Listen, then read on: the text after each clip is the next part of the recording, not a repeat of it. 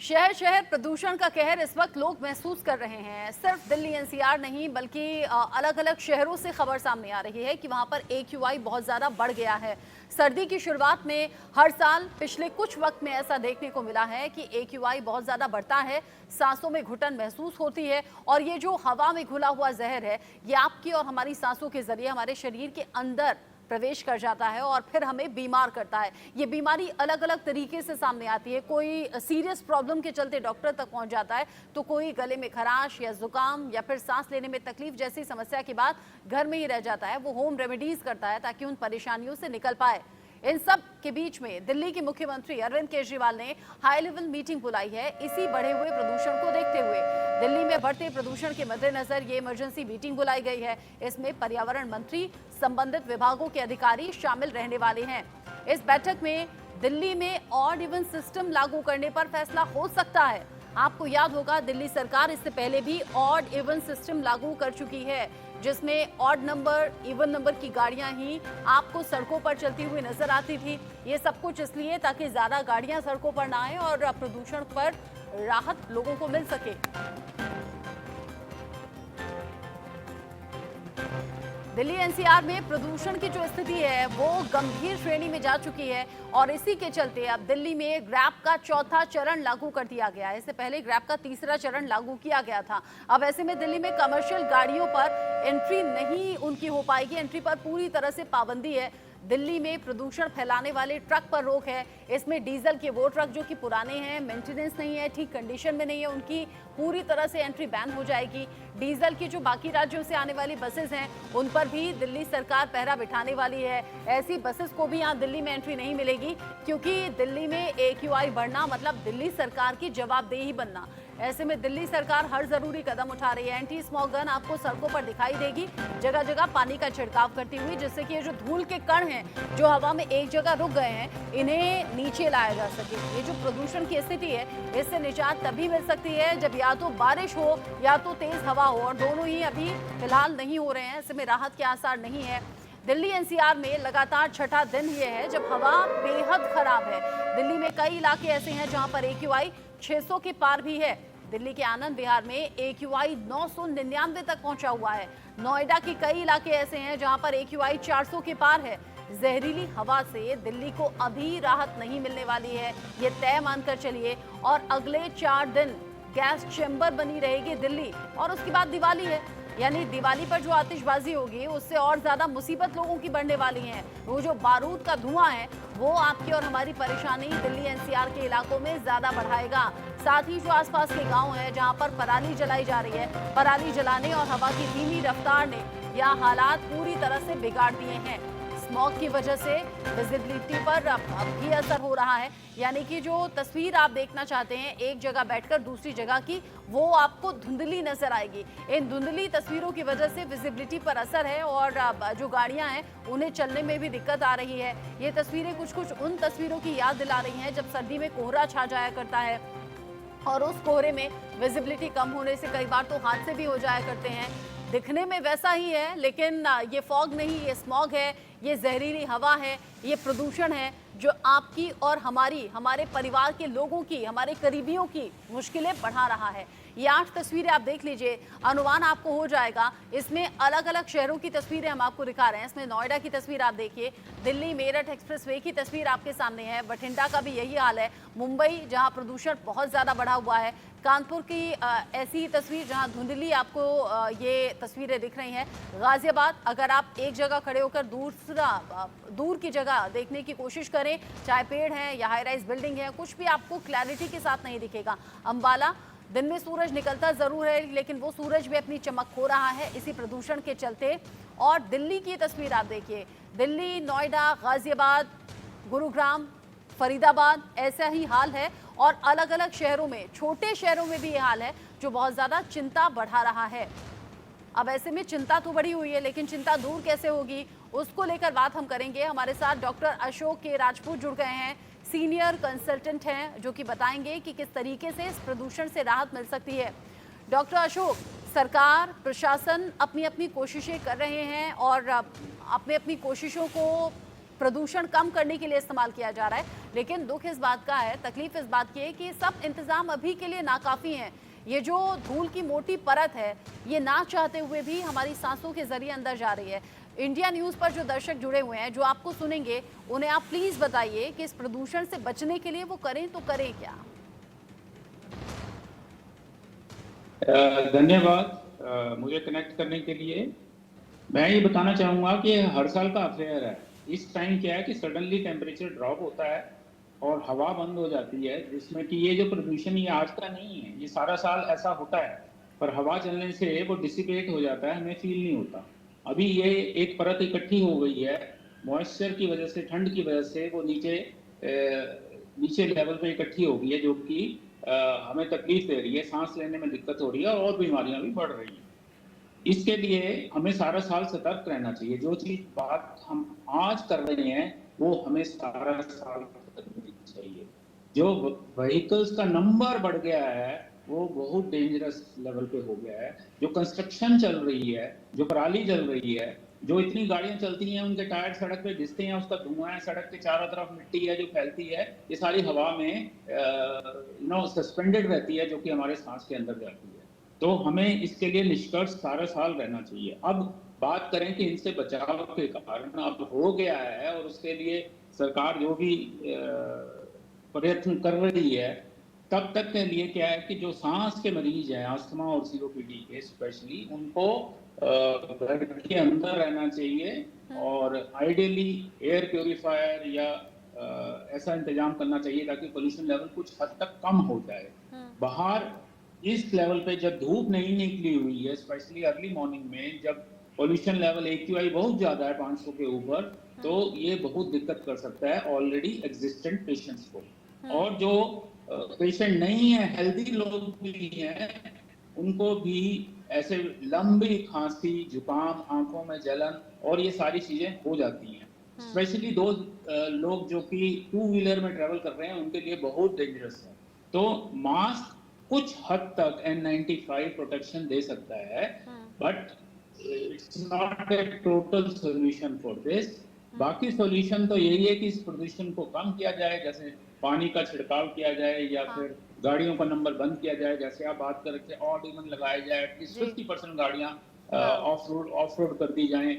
Diesel वाले जो polluting vehicle हैं, ट्रक और वो ऐसे इंतजाम जो सरकार की तरफ से होने चाहिए, जो प्रशासन को देखने चाहिए, अधिकारियों के जरिए इम्प्लीमेंट होने चाहिए, वो सब तो हो रहे हैं। कहीं कहीं जगह अभी नहीं भी हो रहे हैं, लेकिन डॉक्टर साहब बता रहे हैं कि किस तरीके से राहत मिल सकती है, क्या इंतजाम हो सकते हैं। डॉक्टर आप रहिएगा, क्योंकि दिल्ली NCR में प्रदूषण का जो स्तर है वो लगातार बढ़ा हुआ है। दिल्ली की हवा लगातार खराब हो रही है। दिवाली से पहले ही दम घोटू हो गई है राजधानी की हवा। दिल्ली के कई हिस्सों में आज भी धूल की मोटी परत नजर आ रही है और दिल्ली में आनंद विहार में तो 999 तक AQI पहुंचा हुआ है। नोएडा, ग्रेटर नोएडा में हालात ऐसे ही हैं। 400 से 500 के बीच में अलग अलग इलाकों में AQI बना हुआ है। और अब जो हालत अभी की है, चाहे आप घर से बाहर निकल जाइए, चाहे आप घर में रहिए, अभी ये घुटन महसूस हो रही है। लेकिन जब आप घर से बाहर निकलते हैं तब ये घुटन सबसे ज़्यादा होती है। जब आप खुले में होते हैं तब ये घुटन सबसे ज़्यादा होती है।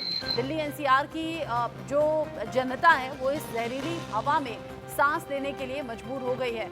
डॉक्टर, आप कह रहे थे कि जो लोग सांस के मरीज हैं वो लोग घर से ना निकलें और घर में ही रहें अगर बहुत ज़्यादा ज़रूरी नहीं है। हमारे साथ इंडिया न्यूज सहयोगी इस वक्त जुड़ गए हैं। आरजू सेठ हमारे साथ हैं दिल्ली से, महेंद्र माही नोएडा से जुड़े हुए हैं। इनकी प्रॉब्लम्स भी जानेंगे, तब आप उनके लिए भी बताइएगा, क्योंकि बहुत ज़्यादा ज़रूरी अगर आपकी जॉब है तो आपको निकलना ही होगा। आरजू, अभी दिल्ली में AQI का लेवल क्या है और किस तरीके की परेशानी आम लोगों को हो रही है, आपको हो रही है काम के दौरान?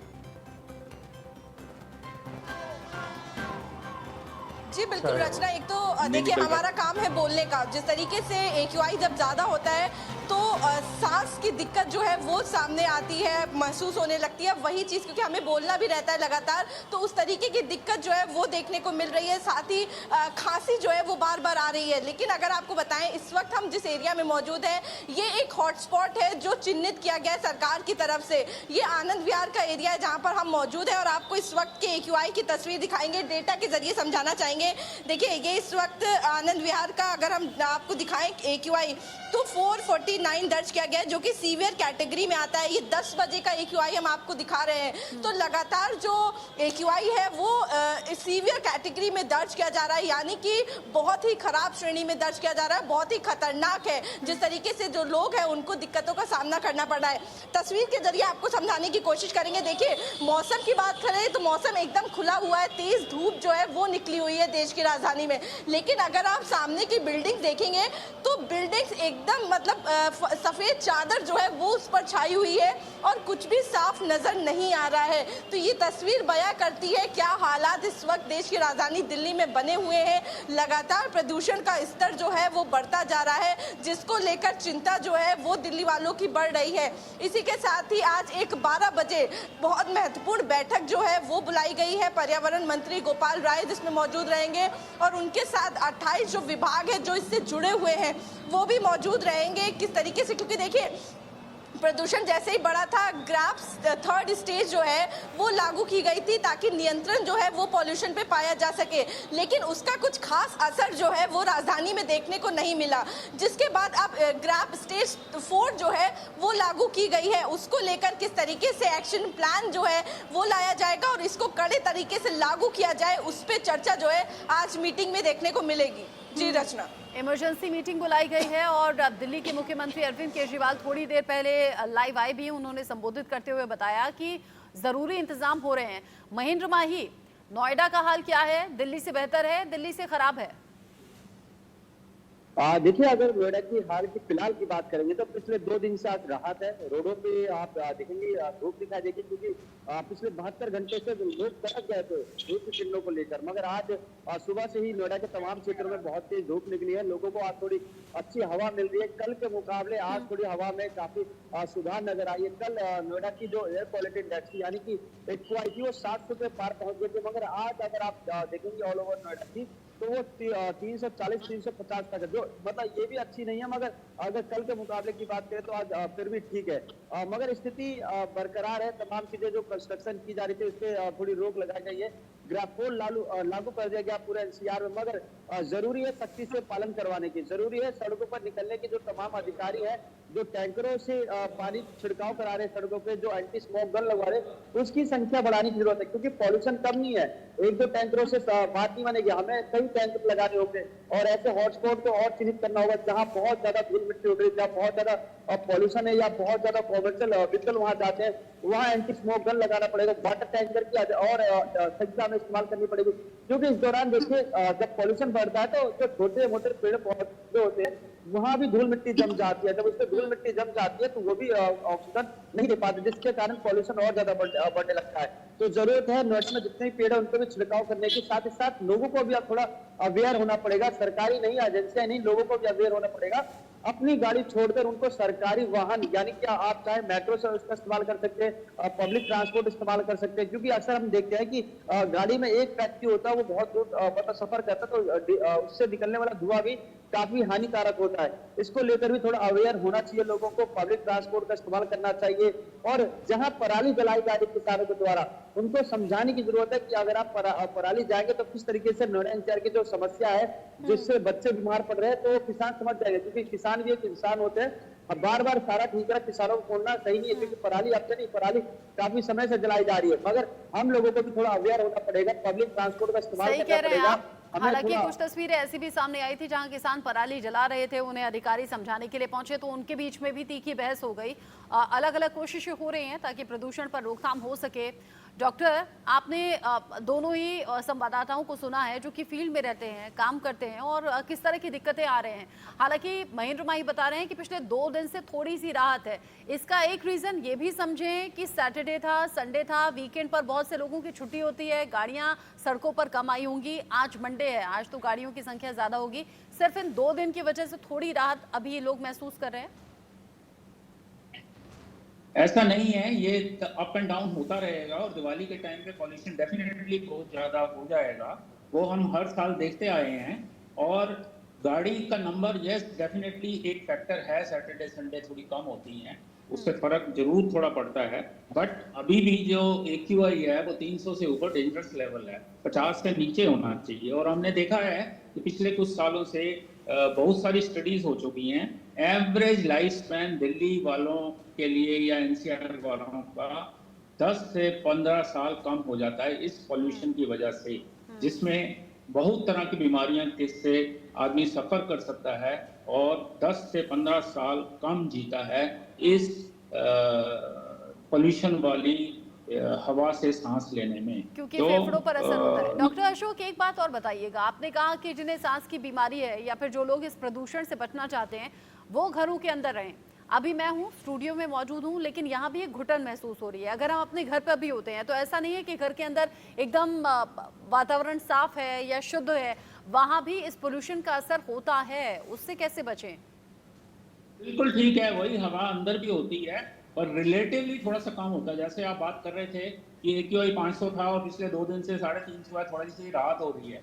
इसी तरह घर के अंदर रहने से थोड़ी सी राहत होती है, थोड़ा सा AQI कम हो जाता है अगर आप दरवाजे और खिड़कियां बंद रखते हैं और अंदर जो है एयर प्योरीफायर चला के रहते हैं, तो डेफिनेटली थोड़ा सा फर्क पड़ता है। जीरो नहीं होएगा घर के अंदर रहने से, वो मैं मानता हूँ, बट कुछ ना कुछ फर्क जरूर पड़ता है बाहर की हवा लेने से। जी डॉक्टर अशोक, आप रहिएगा, चूंकि आप बता रहे हैं कि क्या इंतजाम कर सकते हैं, कैसे इस प्रदूषण से बचा जा सकता है।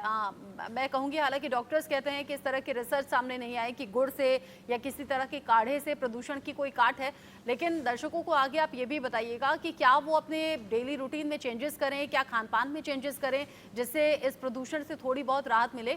लेकिन इन सबके बीच में इस पर सियासत भी खूब हो रही है। दिल्ली में प्रदूषण बढ़ रहा है तो राजनीति भी इस पर बढ़ गई है। प्रदूषण के मुद्दे पर बीजेपी आम आदमी पार्टी को कैसे घेर रही है, शहजाद पूनावाला को सुन लेते हैं।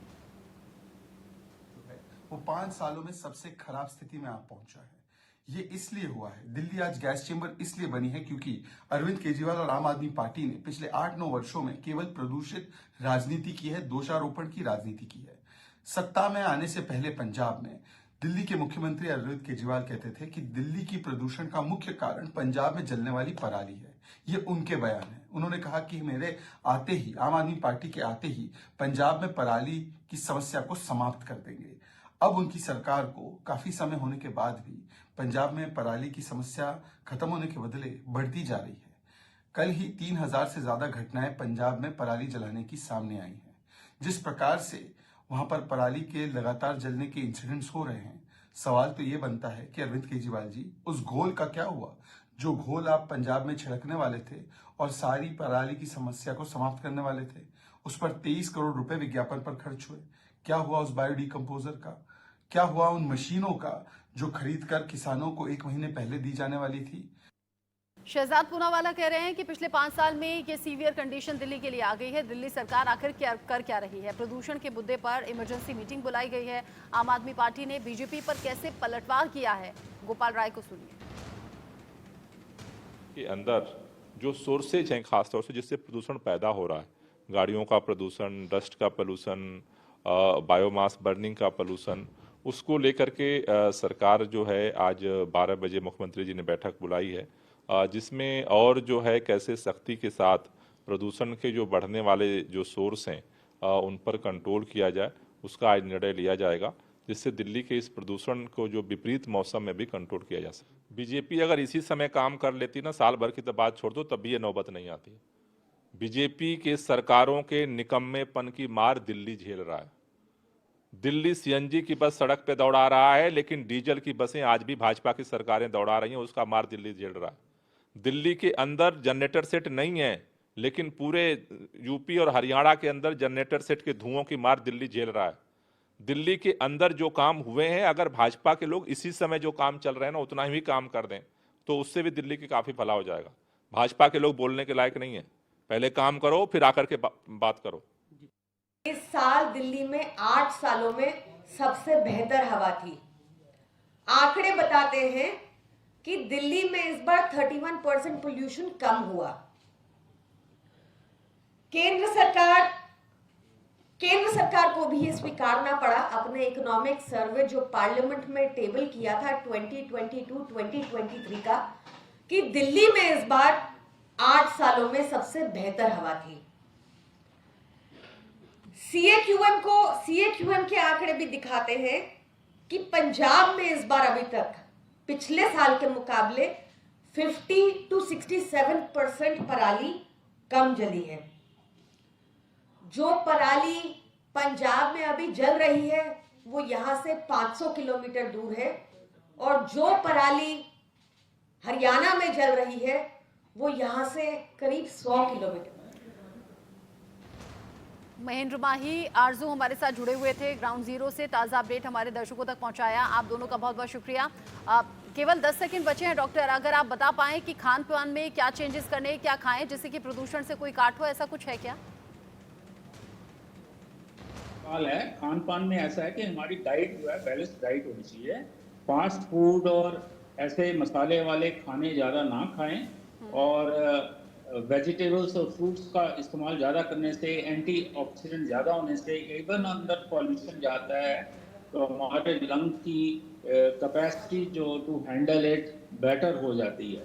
सो a balanced diet, over eating नहीं होनी चाहिए, वेट ज़्यादा इंसान का नहीं होना चाहिए, और फास्ट फूड नहीं खानी चाहिए, और बैलेंस डाइट खाई जाए, और हाइड्रेशन बड़ी अच्छी रखी जाए, मींस पानी ज़्यादा पिया जाए ताकि ये सब कुछ वॉश आउट हो जाए, सिस्टम में डिटॉक्सिफाई हो जाए। ठीक है, तो ये सिंपल सी चीजें हैं जो आदमी को ध्यान रखनी चाहिए। डॉक्टर अशोक, आपने बहुत ज़रूरी जानकारी हमारे दर्शकों तक पहुंचाई है, आपने वक्त निकाला, आपका बहुत बहुत शुक्रिया इंडिया न्यूज़ के साथ जुड़ने के लिए। तो खान पान में थोड़े से चेंजेस करने हैं, तेल मसाला छोड़ दीजिए, फास्ट फूड से किनारा कर लीजिए, हेल्दी डाइट लीजिए, वेजिटेबल फ्रूट्स की संख्या बढ़ा दीजिए, और पानी खूब सारा पीजिए, इससे भी बहुत ज़्यादा फर्क पड़ेगा। एक छोटा सा ब्रेक यहाँ पर ले रहे हैं, अपना और अपने परिवार का ख्याल रखिए।